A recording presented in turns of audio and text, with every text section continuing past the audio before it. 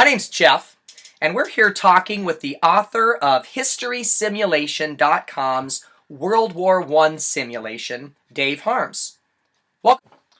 Thanks for having me, Jeff. Hey, good to have you here. So, tell us, Dave, how do these history simulations engage your students more than a normal history lesson does? Okay, first of all, Jeff, they're emotionally tied to their countries. I mean, it's really their country, and it just becomes very personal to them. So that emotion is very powerful too, because students always learn more when they're interested in something and they really feel like it's their country. At first, you know, it's the usual thing, but then when it just starts happening, all of a sudden there's a change that comes over them, and that's really neat. They also do extra research into their country because they become curious about it. And then they become curious about what are the other guys' objectives, you know, because even though these are top secret documents, you could find this stuff out anywhere. But to get them to do that on their own, if I assigned it, they'd never do it.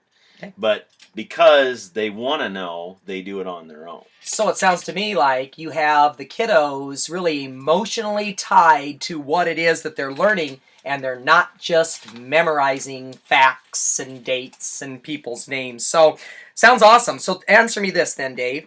How do these simulations encourage exploration and research? Because students become curious about their countries, they want to know more about it.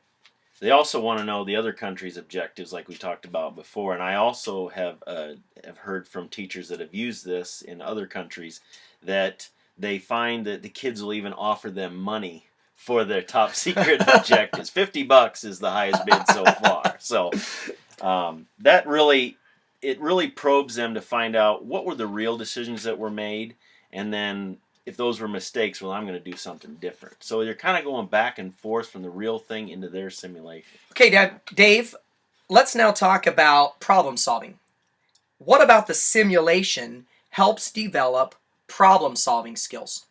Because during the simulation, they have objectives that are sometimes the same for each country. That creates a problem in itself, and so they have to find solutions to these problems. And because there's, like, you know, in a class period there might be 16 different leaders, could be 16 different things going on in different people's minds, and they may take a different approach to something, and so it's constantly changing in the classroom, and that means you've got to think on your feet. A lot of students will come to school with these big plans made, and it'll all change, you know, because somebody either broke an alliance or broke an agreement or something changed they didn't think was going to happen, and that just changed the whole thing. So there's constant problem solving going on in the classroom. You know, that's really interesting. You don't normally associate the enhancement of imagination and creativity with history. Normally, history is considered more static. So, how are you able to be creative with history? Because these simulations, they're not role plays, really. The outcome is not predetermined. The Central Powers don't always lose. They don't win very often, but they have won before. And it takes, you know, a very creative mind to do that, to find a way around these problems that the original countries had to begin with. So the fact that it's not predetermined, they have to develop plans constantly every day. So that helps with your creativity, because you're not just going to do exactly what the leaders actually did, because for some of them that didn't turn out too good. Right. So you've got to make some different decisions, and then you're constantly analyzing and predicting what others are doing. I mean, if you have 16 different people, you know, with different ideas about how things are going to go or what should be done, you're going to have a lot of different outcomes. And so that's how it kind of keeps your creativity going, because we're not doing a play, it's a simulation. Okay, Dave, strategic thinking is a phrase that many educators are not familiar with.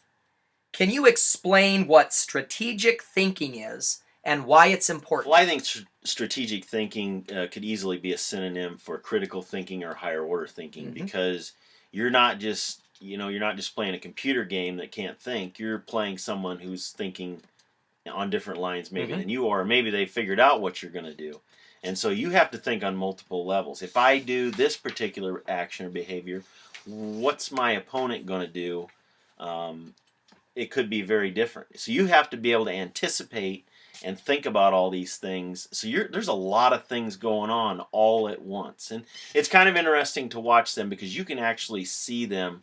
You know when they're daydreaming and when the smoke's coming out of their ears, because there's a lot of that in this simulation. In education, there is a lot of talk about value beyond the classroom. How do the simulations help students understand the concept of self-interest and also understand the concept of influencing the world beyond just the walls of the classroom? In the simulation, you have to think a lot about what the reactions of others are going to be. And I guess one way you can think about behaviors is, if I do this, let's say if I invade Belgium, what's the reaction going to be of Great Britain and France? I know there's an alliance there. You know, you can kind of equate that to your friendships. If I do this to this particular person, it may not just affect that person, it may affect 4 or 5 people around them. And so strategic thinking isn't just a battlefield thing, it's an everything. It's thinking on multiple levels. I know a lot of people think this is like Risk. This isn't like Risk, because in Risk you roll dice and you set things off, and there's no negotiation going on. With this, there are so many things going on that pertain to everyday life. You just don't think about it at the time, but you start thinking on different levels. It makes a big difference. Okay, thanks, Dave. That concludes the first segment of our series. Join us next time for the World War I summary.